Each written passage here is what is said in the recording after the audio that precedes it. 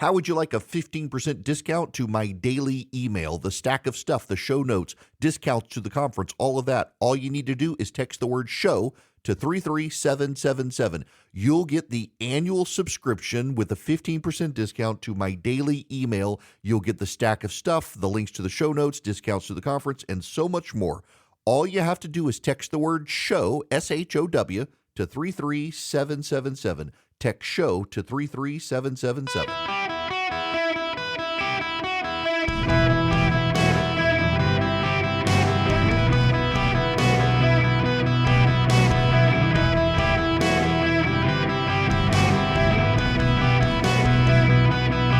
Welcome to the Eric Erickson Show podcast, Hour 1. Hello, America. Welcome. It's Eric Erickson here across the United States, coming to you from Birmingham, Alabama today. I'm on college tour with my son. So as I mentioned to you yesterday, he's looking at Samford University over in Birmingham. It's pretty much his only choice. He wants to be an architect, and they invited him to spend time today with the architecture program. So while he's doing that, I'm doing this. The cool thing about Central Time, I did have to set a reminder that I actually start at 11 instead of 12, but I end at 2, so there you go.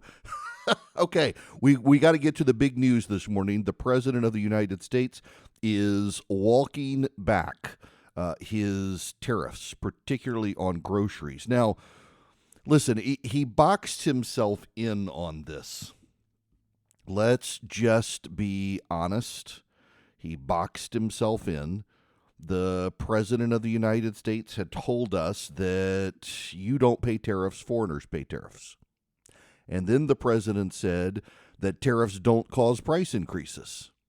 And now the President is telling us that he's going to reduce tariffs to lower the prices on things that he said tariffs don't increase the price on. The U.S. has struck trade deals with a group of Latin American countries that will include tariff relief on some coffee and fruit exports, senior administration officials said Thursday. Coffee has become, for the Trump administration, what eggs were for the Biden administration, the emblem of an affordability crisis. In September, coffee prices rose more than any other good or service tracked in the Consumer Price Index. The administration announced frameworks on Thursday with Argentina, Ecuador, El Salvador, and Guatemala. One administration official in a briefing with reporters said those deals would include relief on some products not grown domestically, citing coffee and bananas. Those four countries account for about 7% of U.S. coffee imports by weight. More than half of imports by weight come from Brazil and Colombia, still subject to significant tariffs. Guys, this is why I'm frustrated with this political administration and why if you support the president, you should be frustrated as well. They're cutting prices because they know that tariffs are causing price increases, and they lied to you and me and said that wasn't the case. And now they're cutting prices in certain areas to lower the prices on coffee and bananas and other goods, but they're not lowering the prices in places like Colombia and Brazil because the president is in a peeing competition with the presidents of those two countries and doesn't like them. So the president's ego, he hates the presidents of Brazil and Colombia.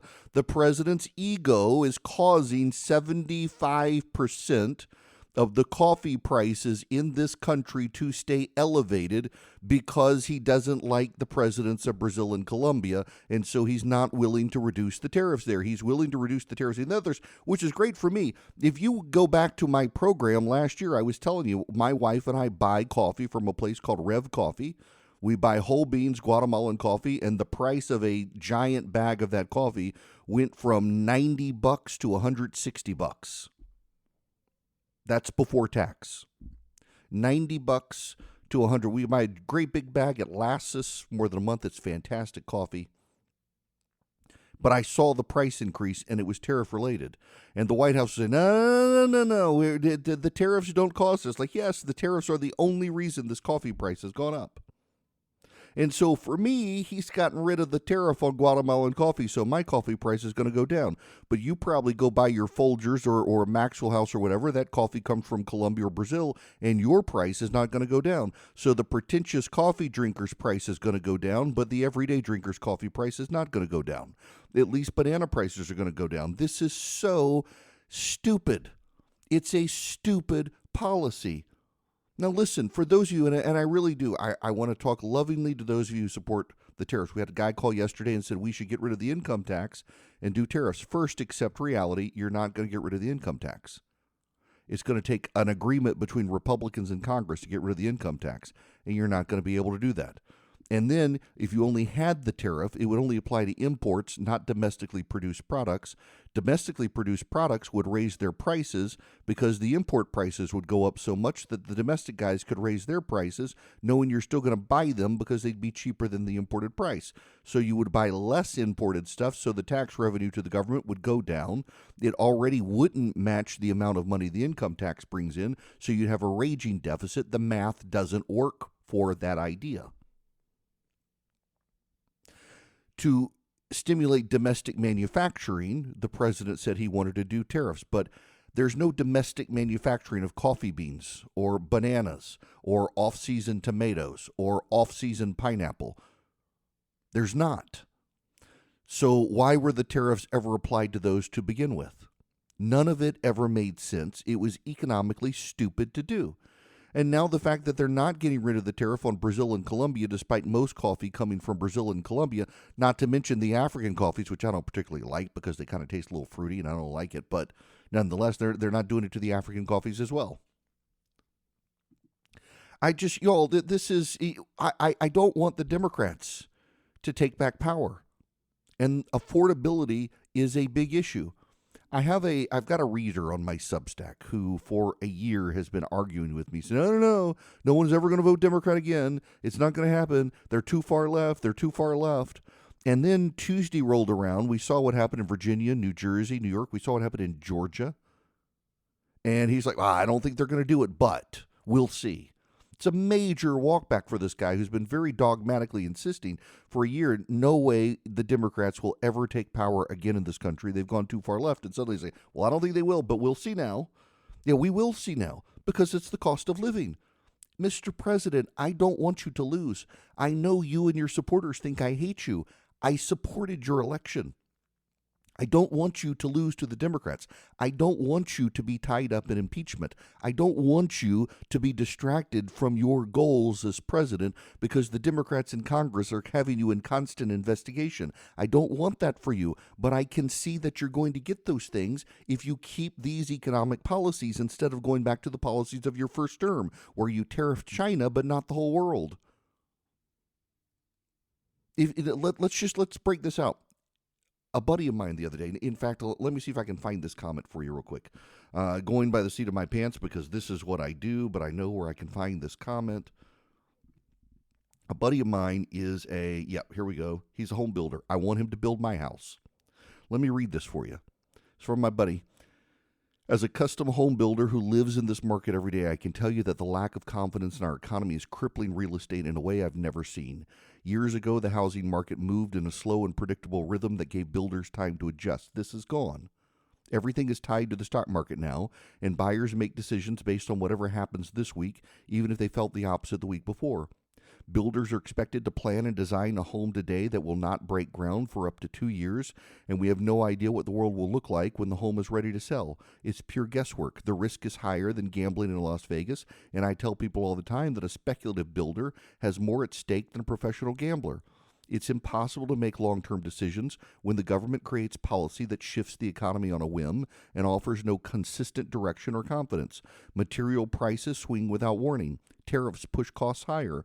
Interest charges change overnight. Buyers freeze because they have no faith in what tomorrow might bring. People in Washington can say whatever they want about stronger builder confidence, but the truth on the ground is very different. There is real fear, real uncertainty, and real hesitation. Until leaders stop playing politics and give the market a stable path forward, builders will keep pulling back and buyers will keep holding their breath. That's just a business owner that builds homes telling you this. He literally is he's the guy I want to build my house. Today, there's a 10% tariff on this lumber, a 25% tariff on that lumber. Yesterday, it was 25% on the other and 10% on that one. And then it flips on a dime and the president changes his mind. Hey, now grocery prices, we're going to lower the tariff so that the prices go down. Maybe we should try that on home building because the prices keep going up. It's land use, it's house regulation, land use regulation, it's building materials. Lower the tariff on building materials, see if home prices come down. What about auto parts? Maybe we should do auto. Maybe if the president can cut tariffs on groceries and lower those prices, he can cut his tariffs on other things and see those prices come down. We haven't actually rebuilt manufacturing in this country. More layoffs were announced by more companies this morning. Manufacturers can't build, and you know why they're not building is because they think that this administration comes to an end, the tariffs go away, so it's not financially viable for them to build in a market where the tariffs on which they sustain themselves are going to go away with a future administration, so they haven't actually taken the bet. And again, if you're a Trump supporter, maybe you've tuned me out today. My apologies to the Program Directors of America. My point here is not to attack the president. It's really not. I don't want Hakeem Jeffries in charge of the House. I don't want Alexandria Ocasio-Cortez in charge of the Government Oversight Committee. I don't want the Democrats in charge of the House of Representatives or the Senate. And I don't want a Democratic wave in Georgia and other states, the one I live in. I don't want that. But the Republicans are being stupid with their economic policy, and the voters care about the economy more than anything else. The voters can care about cultural issues at other times, particularly when the economy is good, but when the economy is bad, they care about the economy before anything else. They don't care about your authoritarian spin, Democrats. They don't care about whether Donald Trump's a tyrant, or they don't care about any of that. They don't care about that. They care about the economy. And the Republicans are in charge. The Republicans get the blame. If the economy's not doing well, voters are going to go looking elsewhere, and they might look to the far left, which claims to have answers on the cost of living, which you and I know they don't, but the voters are dumb. Let's be honest here. People are stupid and people are voters, and they might vote for the Democrats. So the Republicans need to be on their A game, and tariffs are not doing it. Tariffs are actually raising prices, and we know tariffs are raising prices because the President of the United States is saying he's going to wind down the tariffs.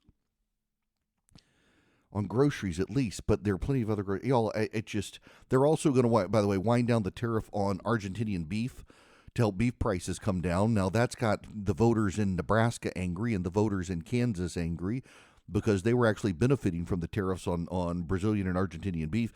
Brazil's still going to get slammed, but Argentina's not because we like Argentina. But then again, that just shows you how personal this is as well, that the president will lower the tariffs on Argentina because we like that guy, but not lower the tariffs on Brazil because he doesn't like that guy, and not lower the tariffs on Colombia because he doesn't like that guy, but lower the tariffs on El Salvador because he likes that guy. It's the politics of personality is impacting our economy, and there's going to be a voter backlash from that. The only saving grace for the president right now is that the Democrats are too stupid and distracted by Jeffrey Epstein to worry about anything like that, which is, frankly, one of the most absurd parts of all of this is the Democrats, instead of messaging any of this, are still fixated today on Jeffrey Epstein. I intentionally am putting that off until later in the show. It's just so stupid in Washington, D.C. I hate all these people. They're all so stupid right now. And the Democrats are going to get back in charge if the Republicans can't figure this out. Come on, guys. Do you really want AOC in charge of a committee? Do you really want to go through that? Please, for the love of God, spare us the Democrats in charge of the House. And to do that, fix the economy, Mr. President. I'm a mattress snob. I travel a lot. I want a good night's sleep in my own bed. I miss my mattress when I'm gone, and I discovered Brooklyn Bedding, and I love them. I was a little bit hesitant for an online mattress until I tried Brooklyn Bedding because you get 120 nights to try it, and I wanted a mattress that wasn't just memory foam, feeling like I'm laying in mud. I wanted one with the support of the coils, and they are not only 100% fiberglass free, but they've got great sturdy coils for a firm mattress, a great night's sleep, and they offer a 120-night comfort trial. Love it, or they'll help you return it or swap it. Go to brooklynbedding.com. Use promo code ERIC, E-R-I-C-K, at checkout to get 30% off site-wide. Not available to anybody else. You got to use my code ERIC, brooklynbedding.com, promo code ERIC for 30% off site-wide. Support the show. Let them know we sent you after checkout with that promo code. It's brooklynbedding.com. The promo code is ERIC. Handcrafted mattresses in the United States of America, and they're fantastic. brooklynbedding.com. Y'all want your weird thing of the day? Creepy weird thing of the day. I'm surprised they didn't announce it before Halloween. Some AI company that is doing video AI is specializing in allowing you to record the pictures and voices of your dying relative. So after they are dead, they can be reanimated via AI to read bedtime stories to your children or talk to you about favorite memories. This just strikes me as not only creepy but kind of demonic as well. But yeah, this is where AI is headed, y'all. I'm sorry, but I'm not as concerned about the job losses from AI. You know, when we invented the car, there were job losses in the horse and buggy industry, but they adapted. The internet cost people jobs, but people were able to transition into other fields. And the same thing's going to happen with AI. Some companies are going to get more efficient. Some companies are going to need new people. Some kids are going to have to get higher education to go in at a higher rung of the ladder. But I'm not that concerned about it. What I am concerned about with is the reliance on AI. There's now like a Jesus AI that you can supposedly talk to Jesus, which to me strikes me as blasphemy. Now this one, you can summon your dead relatives to read bedtime stories for your kids. That's just positively ghoulish to me. I'm not optimistic about the future of AI, and frankly, I think it's going to wreck the economy. I'm actually writing a piece for the Atlanta Journal-Constitution on how I think OpenAI is essentially the next Enron, WorldCom, Global Crossing all rolled into one. I think it's going to destroy the economy. But some of the applications I'm seeing people use AI for, I just find deeply demented, creepy stuff. Now, you know, and there's that whole subcategory of the deviancy out there, like child pornography. If it's AI created, is it really child pornography? Is that now legal?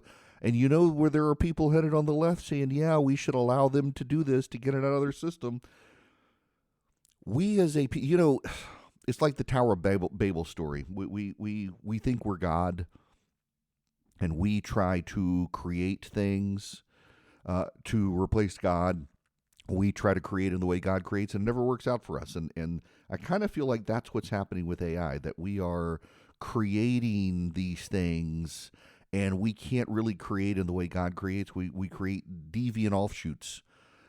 Much like evil can't create, it mocks. We can't really create. We're mocking a whole lot of stuff that would be better left untouched. I'm really disturbed by the creepy AI that let's resurrect grandma and have her read bedtime stories. And that was actually the use case that the guy promoting this AI has is we're going to summon your grandmother to read your baby the bedtime stories that your grandmother read to you. And I'm deeply disturbed by that. I really am deeply disturbed. All right, we got to move on. Don't forget, text donate to 33777. You can help us feed the hungry for Thanksgiving around the nation. We're well over $100,000 now, close to 2,000 donors. We're almost at 2,000 donors. If you can help today, text donate to 33777. I've got my Eden Pure Thunderstorm with me here in Birmingham. Thankfully, I didn't have to use it last night at the hotel, but it's a highly portable device. It's an air purifier, but I actually use it as an odor eliminator. I've used it in rental cars where someone smoked before I got in there, or in hotel rooms where people were smoking next door or had smoked in the hotel room, and it wipes out those odors. I've used it on my back porch when it got a little musty smelling. I've used it in my kitchen when I fried odor. It just wipes out odors. You can get 3 of them for less than $200. They're small, they're portable, you hold it in your hand. You can plug it up with a USB cord. I powered it by my laptop one time. You can plug it into the wall. You get 3 for less than $200 at EdenPureDeals.com. Eden, like the Garden of Eden, pure as the driven snow, EdenPureDeals.com. The discount code is ERIC3, ERICK3, ERIC3 at EdenPureDeals.com. So I'm going to wade into some potentially dangerous territory real here on the right. So the Babylon Bee, the parody site, the joke site, put up one of their stories. Megyn Kelly gets rid of old pager just to be safe. Megyn Kelly found no humor in it, apparently. The backstory here is that Megyn has been trying to thread the needle on, she doesn't want to pick fights with Candace Owens or Tucker Carlson or anything like that. And Apparently, from what I can tell based on the joke, has apparently said something about the Israelis in the past several days, and so the Babylon Bee did this when she's not happy. And what I find very funny is my tweet that really set additional people off is, well, I was told I shouldn't comment on things like the Babylon Bee joke because I've got to train my fire on the left at all times and say nothing about those on the right when I disagree. I mean, no enemies to the right of me. Am I right? And, well, the very people who insist that there are no enemies to the right of us are very, very upset that the Babylon Bee did this. It's so, in other words, I think the Babylon Bee intended to provoke the very reaction that is happening from people who have insisted we have to train all of our fire on the left. We can't say anything about people on the right. We should hold our fire, not get in the middle of these fights. And they provoke something like this. And, well, now all the people who say don't attack the right are attacking the Babylon Bee because they're unhappy with their joke, which kind of proves people are totally willing to go after people on their own side. Now, let's talk about Hassan Piker. I don't know the guy. I don't pay attention to the guy. You probably have no idea who this guy is. So let me set the backstory for you here. Hassan Piker, remember the bros, as the media would call them, the bros, the young men of America, they voted for Donald Trump overwhelmingly. What the left decided to do was they needed to find their own young men. And let's be real clear here, Jim Bros. There is this weird element now on the right of everybody. And look, I feel the pressure to get in shape. You know, I've got my deadlift now to like 350 pounds. My bench press is, I want to say, 240 the other day. My squat's 255. I'm working on it. I kind of enjoy CrossFit, but I got to lose weight. I know I've got to lose weight. And I hadn't wanted to do the shots and stuff. I decided, you know what, I'll try that Zepbound and see how it works. Got to pay for it out of pocket, though, which is really expensive, but I need to lose some weight. But there really is this thing among some guys on the right now that you got to go to the gym every day and you got to meet your protein intake and all this and protein shakes. And life is too short and protein shakes tear up my stomach. I've actually got a friend of mine who is a pastor, and at his church, one of their target demographics is young men, and literally the entire pastoral staff is required every day to meet with a trainer. I just find it all kind of weird. I mean, yes, the body is your temple, but we've got to get in shape and get a six-pack so that we can impress young men, and maybe they'll come to church. And so I just find the whole thing kind of off-putting. But there really is this element now on the right. And the way, remember, MSNBC ran a story during the 2024 election that going to the gym was, quote unquote, right-coded. If you go to the gym and you lift weights and you get in shape and you're a guy, it's right-wing. Well, after all these young men voted for the Republicans, the Democrats decided, oh my gosh, we got to find young men who go to the gym and have six-packs and are good-looking and in shape. And they found this guy, Hassan Piker, who is a left-wing anti-Semite communist. And I'm not making that up. The dude was in China the other day waving a Chinese communist flag, saying how much he loves China and hates the United States, except he's in the United States. The New York Times has done a profile of this guy. GQ has done a profile of him. I think they had him like shirtless in GQ, and he's like our version of the right or something our solution to getting the bros. And the guy is a communist. He actually is a communist, and he really hates the United States, even though he lives here. He's been given an interview in Variety, the business of entertainment is how they describe themselves on social media. Variety is the kind of Hollywood Bible for entertainment news. And let me I'm not gonna click through to Variety. I don't want to give them the traffic, but I'll read you their tweet. Hassan Piker calls Gal Gadot a dog crap, except he didn't say crap, actress, and quips, quote, she has no business being at the Oscars for the crime of what she has done to not only the DC franchise, but really any movie she's been a part of. All jokes aside, he said, Gal Gadot serves an important role in normalizing Israel as not a fascist ethno-state, but instead a place where a lot of beautiful women come from. And those beautiful women happen to serve in the IDF because there's also this weird sexualization of the forces as well as that takes place, and it plays another role in normalizing Israel and its activities and actions and whitewashing it. This is Hassan Piker. His headline is Israel did not kill Charlie Kirk. That's insane. The world, according to Hassan Piker. They've got him like as a fashion model and whatnot. Okay, I did click through, but yeah, they've got him doing fashion profiles. They've got him in this, making him look like a GQ model. And they got all these. This is a pretty favorable interview of this guy. Now, who is the guy? He's an online streamer, a Twitch streamer. Here's my point. Hollywood and Variety Magazine, the New York Times, GQ, they're mainstreaming a guy who hates Jews, is an anti-Semite, who says terrible things not just about Israel, but about Jewish people generally, who's attacking a famous actress. And by the way, Wonder Woman, the second one wasn't that good. The first one was actually a great movie. Gal Gadot was like the one redeeming thing in all those movies. She's a great actress. She's also hot. But this guy is allowed to trash her without pushback.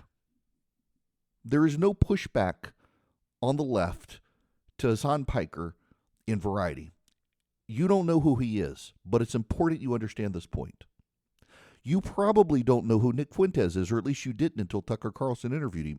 I have to by virtue of my job. I know he's a neo-Nazi.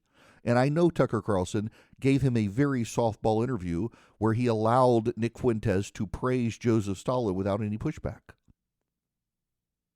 You didn't have to know this. It's my job to know it, not yours. Look at the furious uproar. It nearly cost Kevin Roberts his job at the Heritage Foundation. Look at the furious pushback. The right is fighting over whether or not we should be platforming guys like that. But on the left, Hassan Piker gets favorable treatment from the New York Times, GQ, Variety, platformed by the left, and there's no pushback. In other words, anti-Semitism at this point is baked into the left, not the right. For all of the left puffing themselves up about how virtuous they are, they're allowing anti-Semites who hate this country, who wave the Chinese Communist flag, to be platformed in mainstream media publications in ways they would never do that to me, to Charlie Kirk, to the president, to Melania Trump, to anybody on the right. They would never do that, but they will to this guy. And to anyone who's intellectually honest, they should pay attention to this point. They should pay attention because the left has a real anti-Semitism problem. And a lot of people are willing to focus on the problems on the right now and give the left a pass on anti-Semitism. And anti-Semitism is virulent and it's growing. And it's taking over the left.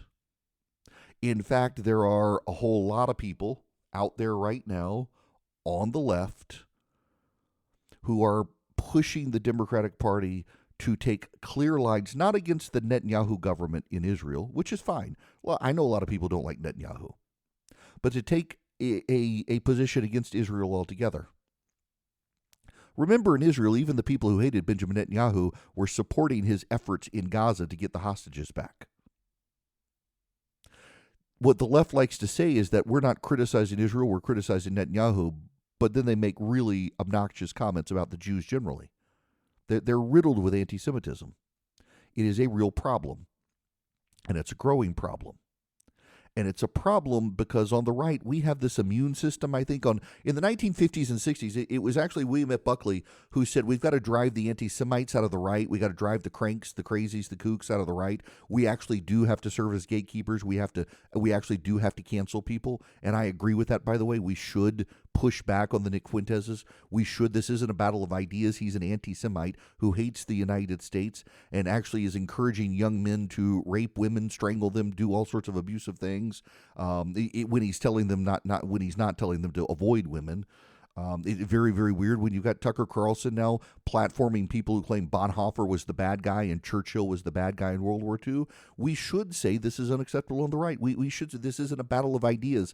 These debates were settled long ago. We don't need to reopen the debates. The problem is on the left.